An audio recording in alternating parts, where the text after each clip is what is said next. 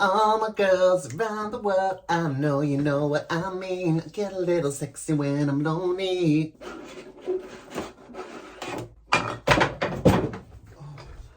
I want a boyfriend to put it on me. I'm looking for a man who can take that heat. Need a boyfriend, but not too sweet.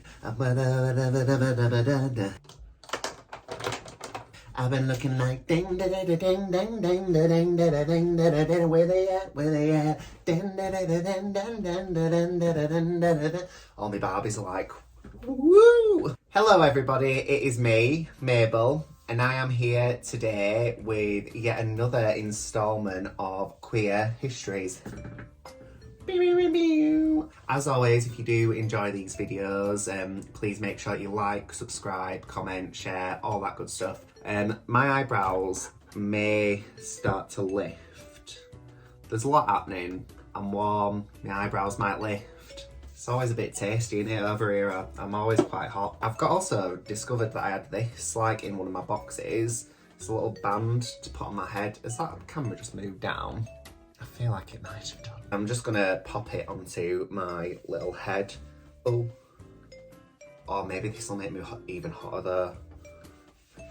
That could be an issue. I'm still gonna do it. Look at that, how adorable. Like a pretty little girl. Today's video is about Oscar Wilde, who was a British playwright, author, poet, all around literal legend. I never know if I'm putting primer on correctly. I just sort of rub it in like moisturiser. Is that right? I don't know. What's primer even for? This keeps falling down. It's doing my nutting.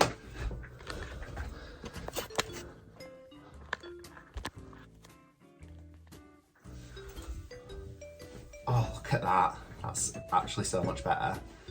Well, the first part of the video is like in a different frame to this one, but you know what? At least you can actually see this beautiful little bow I've got on my head. So as with Anne Lister, Oscar Wilde is another one of those people who, like, when I was sort of reading up on him, I was like, oh, this fella doesn't seem like the best person ever. We're gonna just try and get past that. I mean, obviously, like, it is a bit of a different time, you know.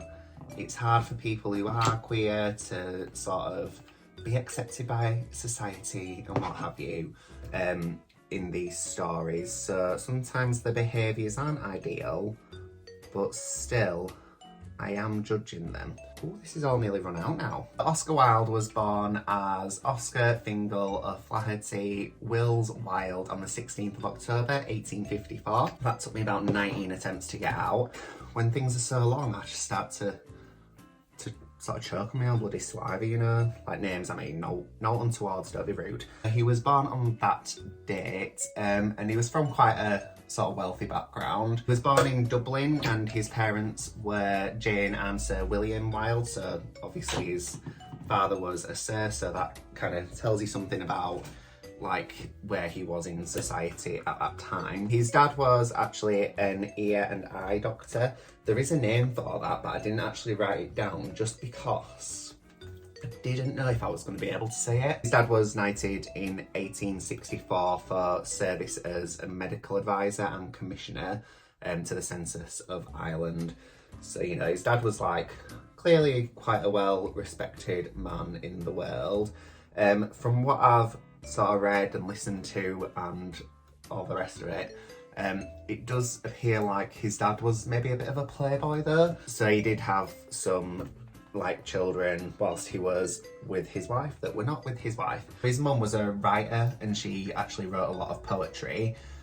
So she read a lot to Oscar and that sort of made him like quite interested in poetry. Also meant, so like because his mum was like kind of like an artiste, I guess, it did mean that Oscar was exposed to like other artists because, you know, like they were quite high up in society, so they were having a lot of guests. Some of those guests were artists, so like Oscar would kind of meet them and, you know, just be around those types of people. Plus his dad was obviously like a scientist, so, you know, he had like a lot of different what's the word that I'm looking for? Like a lot of different influences, sorry, on him from quite a young age. So Oscar was educated at home until the age of 9. I mean, obviously it sounds like his mum was very, very well read, so I guess, like, you know, if you can sort of teach your kids at home, why would you bother sending them to school, really? Other than, you know, kind of the social side of it, obviously. But when he was 9, he attended the Portora Royal School, which I'm fairly sure his brother also attended. So he did have an older brother. I think his name was Willie, which is hilarious. Soz to any Willies out there. Whilst he was there, Oscar used to take bets with friends that he could read a book sort of front to back. And that then he would kind of be able to give them a synopsis of the book. It was like in a ridiculously short time, like maybe 2 hours or something. He was obviously very clever. He said that he could read like dual pages, so like he could read the pages side by side at the same time. So that kind of sounds, I mean, I don't know, obviously like I can't do that, so I don't know how that would work, but it sounds kind of like a photographic memory to me, as opposed to actually being able to read that. Can people do that? I mean, possibly they can. Let me know if you know. During his time at that school, he did win a lot of awards for oral translation of Greek and Latin texts. So he obviously was like very good with language as well from a young age, which, I mean, it's just something that I really do. Like, I'm just a bit jealous of it, really. This headband's like starting to come off my head, can you see? Because I've got a giant Swede on me. No. You stay on there. You little bitch. There we go. My skin's looking particularly textured in this mirror today.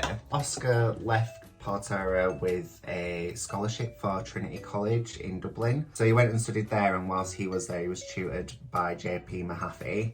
So he worked on a book with him, which was called Social Life in Greece. So I don't really know how that works kind of with students and things. I don't know if he even sort of like got any credit for it.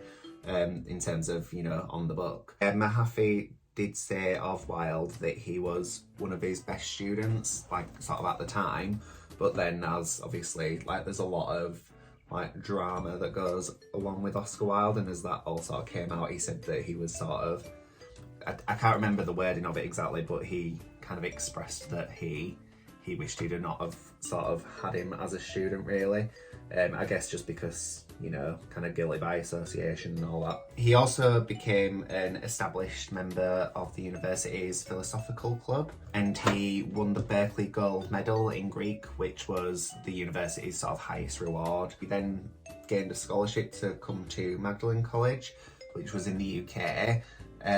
It seems like, I don't know, maybe it was like a college into university situation, or maybe it was like an MA sort of situation. I don't think that the sort of qualifications were the same as they are now. Whilst he was at Magdalen College, he joined the Apollo Masonic Lodge, and he was raised to Sublime Degree Master Mason, but he did allow his membership to sort of lapse, so then he was kicked out of the Masons, basically. There's not like super loads on that part of his life. It doesn't seem like it really, like, you know, there was any sort of mention of it going forward. So, I mean, again, what was it that we were talking about before? And I was like, you know, don't start thinking it's Illuminati or whatever. I can't remember, but again, it's not like an Illuminati sort of situation. So just calm your bloody passions if that's what you're thinking. And whilst he was at Magdalen College, he became well known for his sort of role in the aesthetic movement, which kind of, that just like became a massive thing sort of going forward in his life, really. This is a new one of these and I'm scared to get it all over. Give me a sec. So he would spend his dad's money on sort of like decorating his accommodation whilst he was at uni.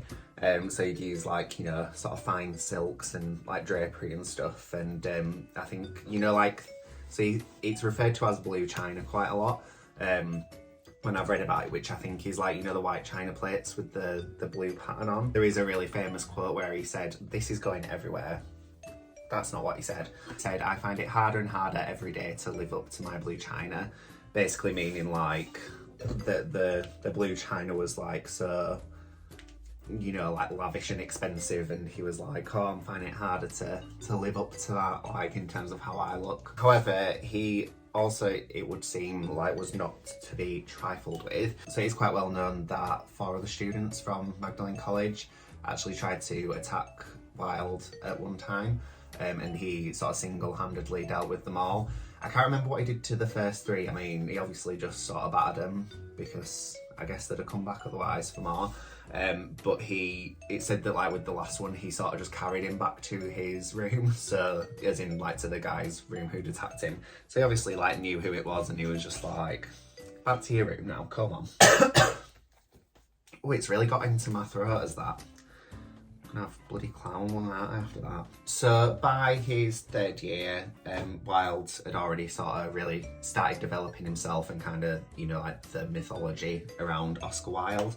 And he felt like what he was learning at school and like the prescribed text was like only part of what he needed to know. And he actually ended up being, I guess it's like expelled. It's called rusticated, which I think means expelled from college for a term because he was actually late back to sort of his course, like his term, because he was out on a trip with the Mahaffey guy from before, who was his professor, and he was on a trip in Greece.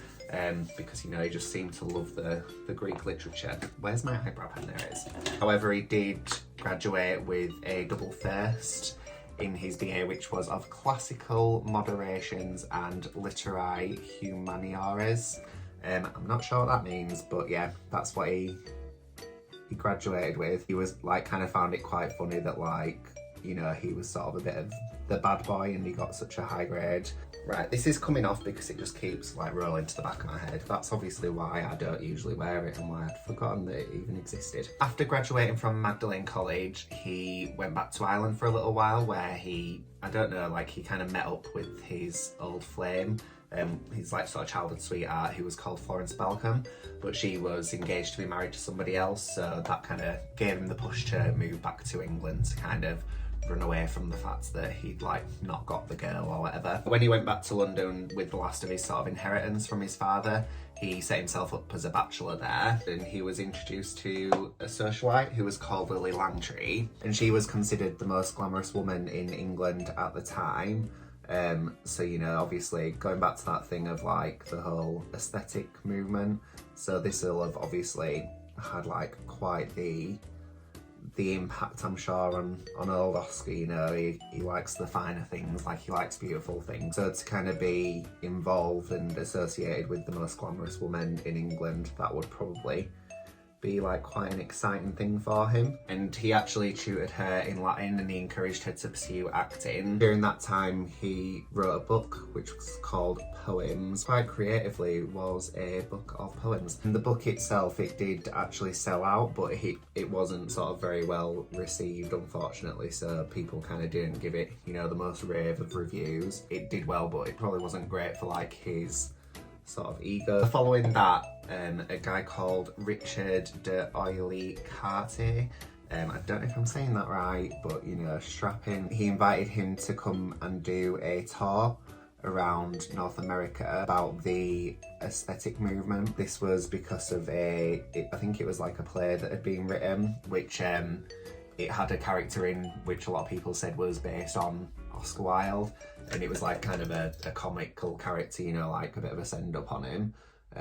So he got invited to go and do this tour and kind of, you know, speak to different colleges and places about this movement. And that was actually only meant to last for 4 months, but it did end up working out that he did a year in total, just because it was kind of so successful and it was so well received. When he was asked to kind of explain reports that he'd been seen parading down Piccadilly in London, carrying a lily with long flowing hair, Wilde replied, "It's not whether I did it or not that's important, but whether people believe I did it." So obviously, I mean, with like anybody who is sort of seen as different or whatever, people did try to belittle him, and this seems like strange to me, but I guess again, like, I don't really know what was seen as like an insult in that time, because I don't live in it. But he had like, they said he had an Irish caricature drawn of him in like a paper, and this like seems to have been like quite the burn. Yeah, I can only imagine that like that's some sort of racism that is coming into play there. Following that, he then moved to Paris between February and May in 1883. And whilst he was there, he met a guy called Robert Shepherd, who he sort of entertained constantly. So he like took him out for lots of dinners and things, you know, just all that good stuff. I'm not really sure. It seems like, from what I've read, a character who comes into play later on was sort of like the first gay love affair that he had. But I mean, that sounds pretty gay as well, doesn't it? That he's constantly entertaining this bloke. So, you know, maybe you were already at it prior, who knows. Following that, he then went back to New York City to sort of oversee and watch a performance of his play Vera, which I believe was his first play. He did like try to sort of get that out there prior to his tour that he did, but it wasn't sort of taken very seriously. But I guess like with the sort of success of his tour that he did, kind of talking about the aesthetics movement and stuff, he became like quite the hot commodity. And then he came back to London, where he actually proposed to a young lady called Constance Lloyd. So she was the daughter of Horace Lloyd, and they married in London in 1884. I think it was like a year that they were sort of, like it sort of took to turn that around. So he met, proposed, and then they were married by the end of the year. So, you know, quite a quick turnaround there for a marriage, but seems to be another theme that happens there. A lot of cheating and a lot of very quick marriages, which would suggest that they rushed into the marriages a lot. Don't know if I like this eye that I've given myself, but I've fully committed to it now, so we're just gonna have to hope that it works out, aren't we? Does it look like I've got pink eye? Yes. Yes, it does. But am I gonna do all about it? No. So with Constance, he did have 2 sons that were called Cyril and Vivian, which conversely I actually think is like a really, really nice name. I didn't realise that like you could call a boy Vivian. I thought it was like, you know, just like classed as a feminine name, but that's like good to know, because I love like like a gender neutral name, and when I eventually have a child I would really like to name the child like in a gender neutral way, so that they can sort of like decide what they are without having like too much input from like the outside world. After Constance had her second child with Wilde, he actually said that her sort of like body and her appearance repulsed him, because obviously, you know, she's carried 2 children, so her body's changed. So, you know, really like keeping up the momentum there with like doing things that make us hate you there, Oscar. He started conducting an affair with a 17-year-old who was called Robert Ross. He said that like Ross sort of like seduced him or whatever, but you know, I mean, you can't be seduced without wanting to be seduced, really, can you? So I think it takes 2 to tango, really. He was also a student of Wilde's, so I mean, lots of like weird stuff going on there. But then it's interesting because it's like, oh, this person seduced this person. It's like, well, yeah, like when I were a teenager and I fancied my teacher, I'd have loved to have seduced him. Should the teacher have got on with me? Absolutely bloody not. Also, like, I'd have been far too like nervy to, you know, try and seduce anybody when I was that age. Shortly after that, Wilde actually wrote what is kind of like, at least to me, the most well-known novel that he did write, which was The Picture of Dorian Gray. And this was really heavily criticised because of the decadence and like some of the sort of homosexual allusions that were in the story. And Wilde did kind of say that he was like, it's not whether or not a story is kind of wrong or like morally incorrect, or it's just whether or not the story is good. However, he did also release like a revised version of that, which he said he kind of like had already prepared, so he knew that like it was going to be quite like the scandal, and then decided to just like release the more tame, like toned down version of it. So I just found that quite interesting, that like he was like, oh, it's not whether or not it's wrong morally, it's whether or not it's good, but then he was like, but I will change it so then I can, you know, make some money off of it. And I do not know where I've put my eyelash glue. There. Come back.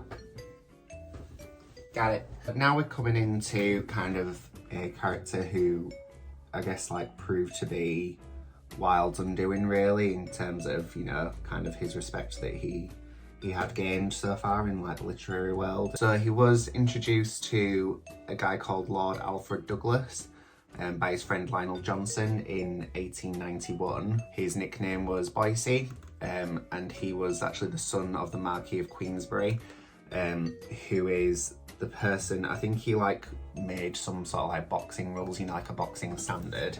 So, you know, probably a bit of an hard bloke, and obviously like very high up if he's a Marquis as well. It is said that although, you know, Wilde was obviously very, very flamboyant, he was quite sort of sensible in terms of showing people his sexual tendencies. But it said that Boycie was sort of quite reckless, you know, like he didn't care. And he actually, it said he initiated Oscar Wilde into using like sex workers and things. Male sex workers, sorry. So it doesn't seem as though kind of, like, it seems like they were together or seeing each other or whatever, but obviously, you know, Wilde was like seeing sex workers as well. And he was also still seeing Robert Ross as well, so it seems like, you know, sort of, it were all a bit of an open relationship kind of situation there. But the Marquis of Queensberry, so this is Boycie's dad, he voiced kind of like his disdain for the relationship, and eventually he actually confronted Wilde at his home. And he said, "I do not say that you are it, but you look it and pose as it, which is just as bad. And if I catch you with my son again in a public restaurant, I will thrash you." So basically there he was saying, you know, I don't know for certain that you are gay, but you look gay, and, you know, that's sort of bad for my reputation, and like see you being seen out with my son, and, you know, if you carry on then I'll batter you, basically, with what he was saying. Wilde did then go on quite a long holiday with his family, but whilst he was on the holiday he invited Boycie to come with them. So even though he sort of like did as he was told, he still kind of, I don't know, like maybe they just had like a relationship where they had to be together. So when he comes back from the holiday, his famous play The Importance of Being Earnest is released. And after the success of the first night of it, he was like enjoying, you know, like a party to celebrate basically, and he received a note from the Marquis of Queensberry, and on the note it said, "For Oscar Wilde, the posing sodomite," which we all know what that means. So basically, I mean, so this is like another thing. So I mean, obviously I get that maybe it was like, it is obviously frowned upon in this time to be a queer person, but like Oscar kind of goes a bit wild here in my opinion. So he decides that he's gonna take the Marquis of Queensberry to court for libel. So he's gonna like try and get him on libel because he's obviously saying this about his sexual orientation, which, I mean, I guess is fair enough if you're not actually a sodomite, but as we all know, Oscar's been getting about a bit. But it does actually end up backfiring on him, really, that he's done this. So he attempted to make it look as though, you know, the Marquis was like a crazed sort of man who, you know, like couldn't see sense or whatever, but actually the jury saw it as that he was a person who was concerned for his son's welfare and like the state of his like soul and like moralness or whatever. So he actually ended up kind of really winning over the jury. But during the trial, it obviously kind of, it came to light that Oscar was actually homosexual, and the opposing defence actually brought in some like male sex workers that had been, you know, employed by Wilde, so kind of was without a leg to stand on because all these people were coming forward. He was also asked about the morality of his works, you know, like Dorian Gray and things, and he came back with like a really sort of smart-ass kind of response, which again did not endear him to the jury. So obviously, you know, it were all a bit of a sham really with the whole court hearing. It really did backfire on him, and he ended up being sentenced to... Why are we beeping, folks? Come on, I'm trying to film in here. He ended up being sentenced to hard labour, and that involved, so at one institution that he was sent to, he had to walk on a treadmill for 6 hours a day, and obviously like the food situation and stuff wasn't great for kind of what they got to eat, and so he did actually become quite ill. He sort of like fainted or, you know, passed out, and he damaged his eardrum, so this meant that he was then transferred to a different prison which was called Reading Jail. And his famous work, The Ballad of Reading Jail, is actually based on something that he experienced there. So there was an inmate who came in who had been accused of murdering his wife. He was basically hung for this. This was like the first hanging that had actually happened at Reading Jail for 18 years. Wilde also he told his wife that, you know, he didn't sort of have any feelings for Douglas anymore, and that obviously really upset him. When he was released, he was actually exiled to northern France,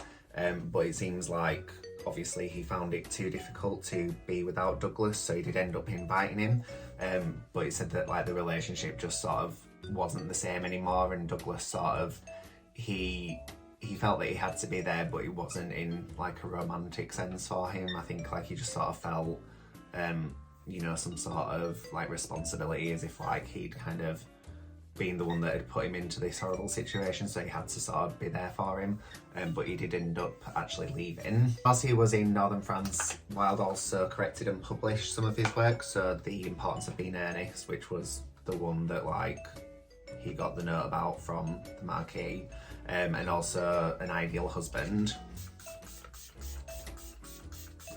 Unfortunately, as you know, I mean, you can kind of see this coming a little bit, I guess.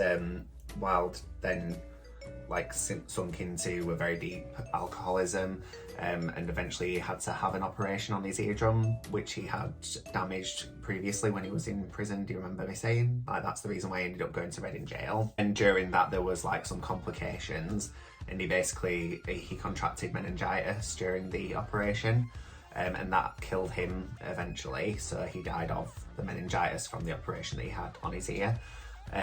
But he continued to drink absinthe and champagne on his deathbed. Just very extravagant to the end. Like, he lived that lifestyle, that aesthetic lifestyle. I hope I'm saying this right. I don't know if it's aesthetic or aesthetic, like in terms of the movement. Obviously I know how to say aesthetic, but yeah, it just seems a bit strange to me. I'm not 100% sure how to say it, so if I am saying it wrong, then I'm very sorry, but we all know I'm not great with the pronunciation. Right, what I'm going to do now is I'm just going to quickly put on a wig and a little dress, and then I'll BRB. It is quite alarming when I look at like my makeup when I'm out of the beauty lighting from the ring light, and I see like how tanned my neck is compared to the rest of my body, which is why I've opted for this very high neck number today. This wig's like in my mouth, but you know, when aren't they in my bloody mouth? I must tell you, I do feel very beautiful in this wig colour though. Is this going to be my new colour? Quite possibly. I don't know, I think I'm a ginger, what can I say? Red wig and a silver dress, there's my actual hair. Come into play, put that forward. I really hope that you did enjoy this video. As always, if you did like it, please make sure to like, subscribe, comment, share, all that good stuff. It'd mean the world to me. And my social media will just be on at the very end. It's Dominoe Official on everything, so make sure to follow me on TikTok and Instagram. And until next time, I shall see you all very soon. Bye!